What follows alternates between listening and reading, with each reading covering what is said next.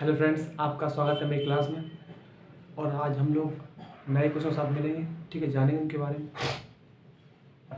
देखो भाई, पहली बात जान लो, ये क्लास बहुत इंपॉर्टेंट है। आप पर डे क्लास लो, मैं रोज डाल रहा हूँ क्लासें, तो दिन के दिन आप क्लास लेते रहो, जिससे क्या हो, आपको चीज़ें रिवीजन में रहे, ठीक है ना। जैसे आप बोल रहे हो 20 मिनट क्लास रहती है, 25 मिनट की, कोई क्लास ओवर हो भी जा रही है तो आप उस पर प्रयास करो, कोई दिक्कत नहीं। मैं प्रयास करूँगा कि समय जो मेंटेन रखा जाए, ठीक है ना। तो हम कम से कम समय में अधिक से अधिक चीज़ें प्रिपेयर करेंगे, जानेंगे उनके बारे में, रिवीजन करते रहेंगे। पहला टॉपिक है, पहला पॉइंट है मल्चिंग। क्या होती है मल्चिंग? आपने मोस्टली घरों पे देखा होगा। मल्चिंग होती क्या है कि जब कभी भी हम, जैसे मान लो कोई पौधा लगाया है, क्या ये पौधा लगाया, प्लांट लगाया मैंने ये, ठीक है ना। और क्या है कि यहाँ पे है पानी की कमी, यहाँ पे है पानी की कमी, और हमको वो पानी को क्या करना है, संरक्षण करना है।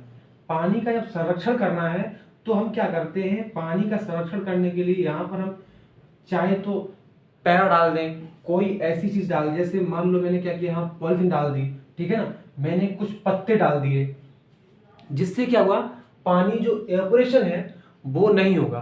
तो उससे क्या होगा, पानी कंजर्व हो जाएगा और पौधे के लिए पानी पर्याप्त मात्रा में रहेगा, पौधा पानी को ले पाएगा, अपने जीवन को जी पाएगा।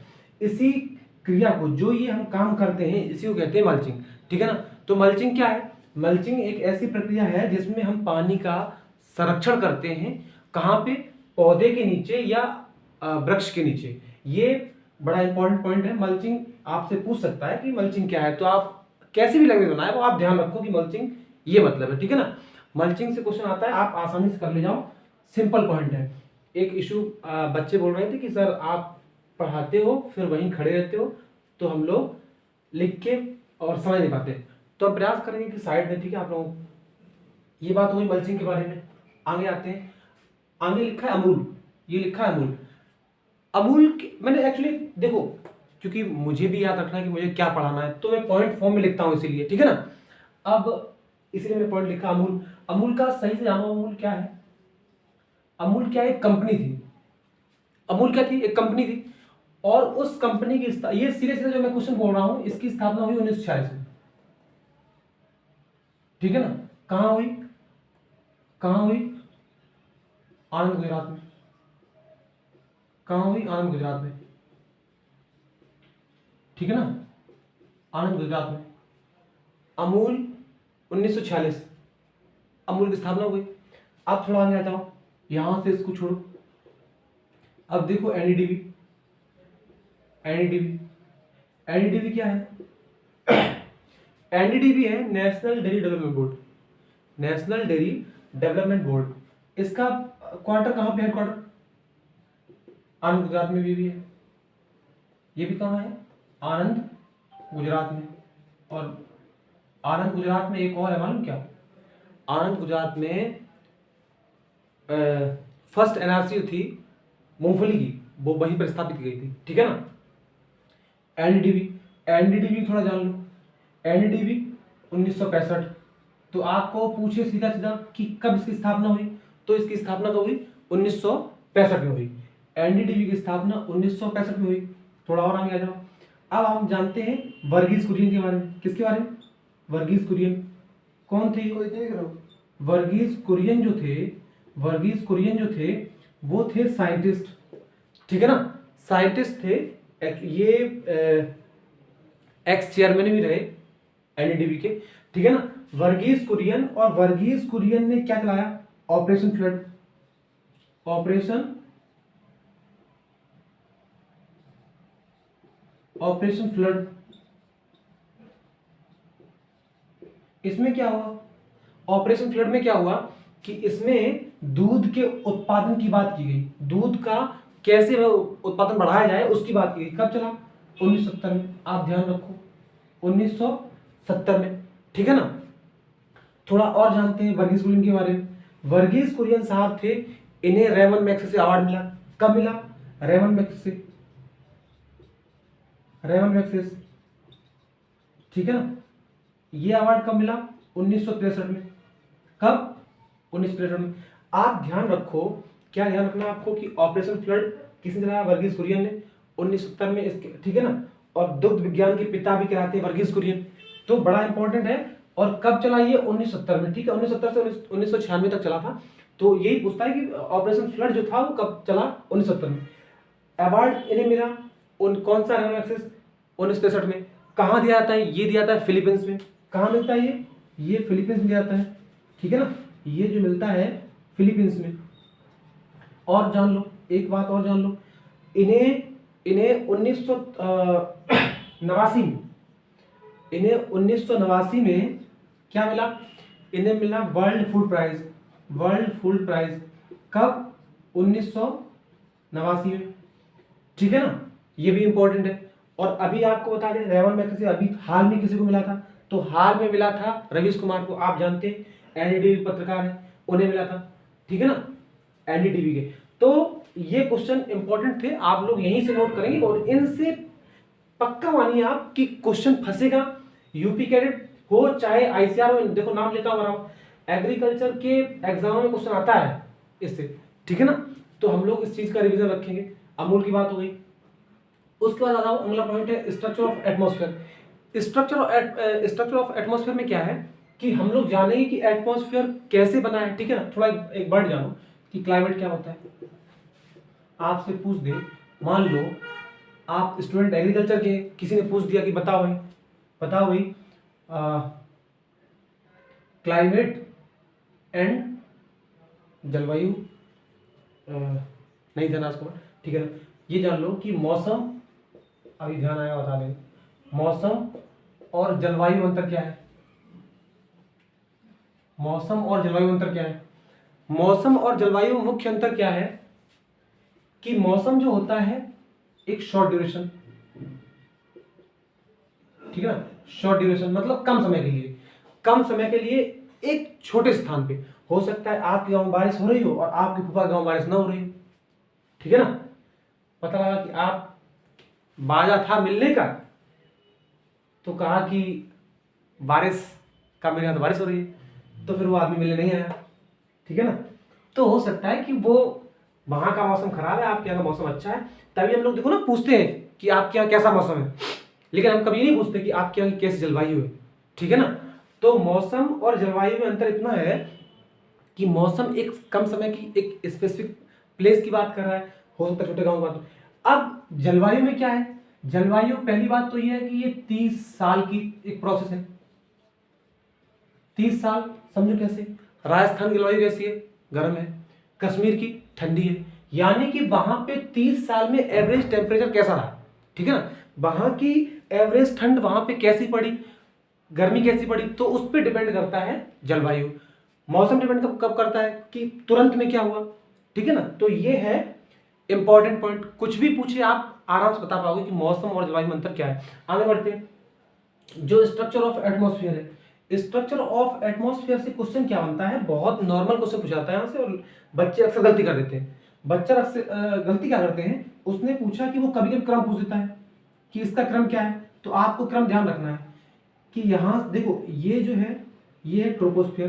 क्या है? ट्रोपोस्फियर हम लोग लिखें,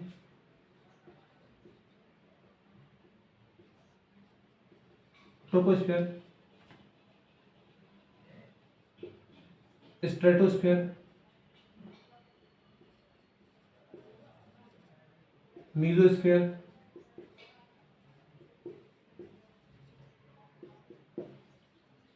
और ये है थर्मोस्फियर, ठीक है ना। ट्रोपोस्फियर, स्ट्रेटोस्फियर, मीजोस्फियर, थर्मोस्फियर क्या है? एक्चुअली है क्या कि वायुमंडल का जो, जैसे पृथ्वी है, आप सोचो थोड़ा, एक बार यहाँ देखो कि ये है पृथ्वी, ठीक है ना, यहाँ पे हम लोग रह रहे हैं, यहाँ पे हम लोग रह रहे हैं, इसके बाहरी कोई ना कोई वायुमंडल घिरा हुआ है, वायुमंडल घिरे हुए हैं। वायुमंडल जो घेरे हुए है पृथ्वी को, इसी का हम लोगों ने क्या किया, विभाजन किया है। इसी जो आप देख रहे हो ना, ये लाइन यहाँ फिक्स कर दो आप, ठीक है ना, ये डिवीजन है यहाँ पे। तो यहाँ पे क्या है, अब इसी को अलग अलग लेयर है इसकी, ठीक है ना, उसमें ट्रोपोस्फीयर, स्ट्रेटोस्फीयर, मेसोस्फीयर, थर्मोस्फीयर है। ये बात हुई। इसकी लंबाई कितनी होती है? इसकी लंबाई जो होती है 0 से लगाकर 18 तक, 0 से 18, ये 18 से 50, और ये 50 से 80, 80 से 1600, हालांकि ये कहा जाता है 400, ठीक है ना। तो आप 400 ही मान सकते हो। उसके बाद फिर क्या होता है, ये एक्सोस्फीयर होता है, ये एक्सोस्फीयर, ठीक है ना। तो ये डिवीजन है, troposphere, stratosphere, mesosphere, thermosphere. Question क्या उठेगा, क्वेश्चन ये उठेगा, वो पहले तो क्रम पूछ देगा कि क्रम क्या है, तो हमें ध्यान रखना है, ठीक है ना। आप ध्यान रखो TSMT, ट्रिक क्या है, TSMT, troposphere, stratosphere, mesosphere, thermosphere. Trick से ध्यान रखो, ऐसे ही आपको याद हो जाएगा, कई बार रटो चीजें याद हो जाएंगी, ठीक है ना। और दूसरी बात क्या है, मैं आपको एक बात बता दूं, कोई, हालांकि मैं रटने नहीं बोलता हूं कि आप से रटो, लेकिन कंपटीशन, ये सच है कि आप कॉन्सेप्ट पढ़ो, लेकिन रटने का मतलब ये नहीं हो कि आप दिन भर रटो, दिन भर रटो। रटने से कभी चीज़ें याद नहीं होती। उनको जब आप कई बार उनसे मिलोगे, कई बार उनसे मुलाकात होगी आपकी, आप बताओ आप अपने पापा को कैसे जानते हो, रिश्ता है, रिश्ता कर लो, इससे चीज़ें याद हो जाएंगी। या फिर आप उसे कैसे जानते हो, तो जिस हिसाब से उसे जानते हो दिल में बसा लो, आपको चीज़ें याद हो जाएंगी। तो ये ट्रिक है याद करने की, ठीक है ना। अब क्या है, यहाँ पे क्या है, ट्रोपोस्फीयर में देखो, इसमें इस लेयर में क्या होता है कि इसमें टेम्परेचर जो है, आप ऊपर जाओगे टेम्परेचर बढ़ेगा, ऊपर जाने पर टेम्परेचर क्या है, बढ़ेगा, ठीक है ना। जैसे आप 6 किलोमीटर जाते हो, 1 डिग्री सेल्सियस टेम्परेचर अंदर पड़ जाएगा। आप इसमें ऊपर जाओगे तो क्या होगा, टेम्परेचर, सॉरी इसमें गलत बोल दिया, इसमें क्या होगा, टेम्परेचर कम होगा, कम होगा, ठीक है ना, टेम्परेचर माइनस हो जाएगा। जैसे इसमें ऊपर जाओगे तो इस वाली लेयर में क्या होगा, इस वाली लेयर में क्या होगा कि टेम्परेचर एकदम बढ़ेगा, ठीक है ना।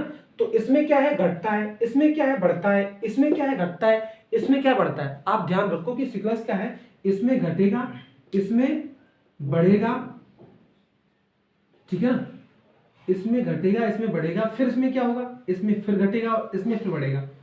नॉर्मल ट्रिक ध्यान रखो, ठीक है। तो कुछ भी पूछे आपसे, आप ध्यान रखो कि कैसे कैसे मैं बता रहा हूं।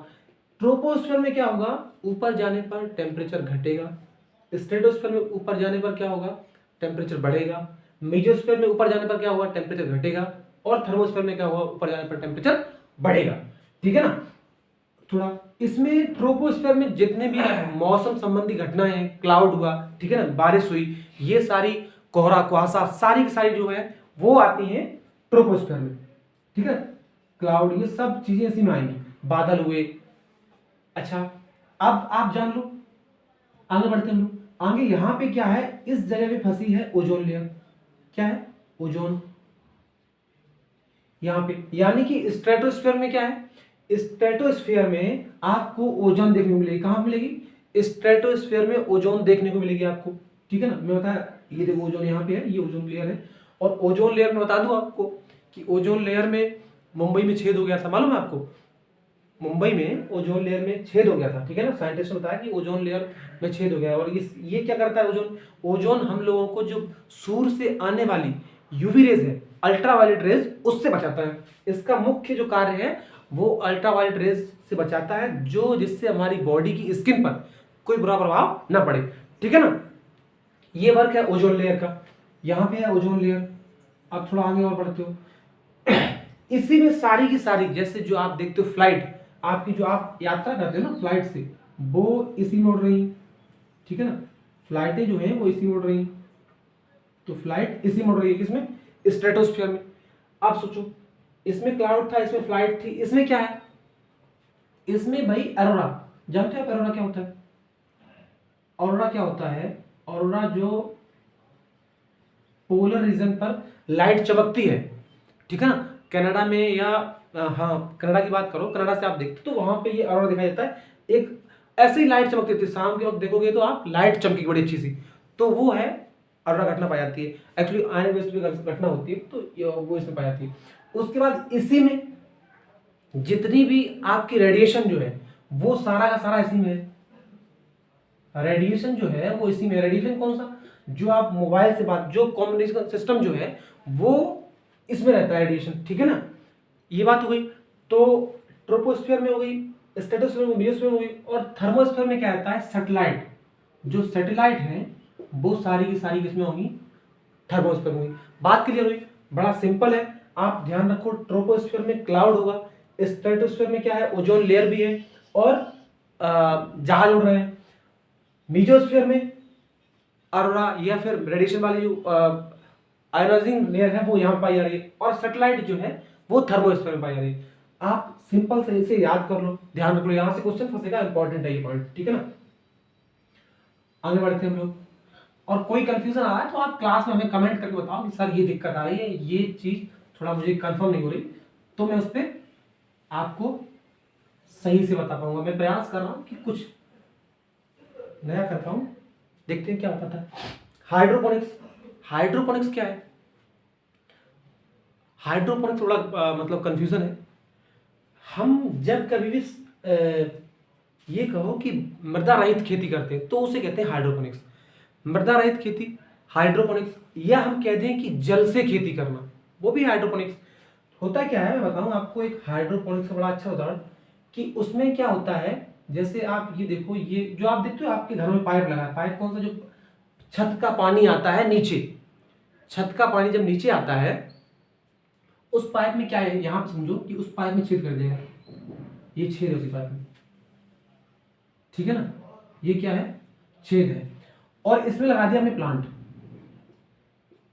इसमें लगा दिया प्लांट, इसमें लगाया प्लांट हमने, और यहां से क्या किया, यहां से हमने जो वाटर था, जो वाटर था वो एंट्री करा दिया, ठीक है ना, पानी जा रहा है, पानी जा रहा है। अब अपने अनुसार होता क्या है कि पानी में ही घोल के, पानी में ही घोल के जितना में फर्टिलाइजर, न्यूट्रिएंट जो कुछ देना उसके लिए आवश्यक है, उसको हमने इसमें घोल दिया निश्चित मात्रा में, और यहां से पानी गुजारा, तो क्या होगा, वहां से पानी लेने के बाद पौधा आराम से ग्रो कर पाएगा।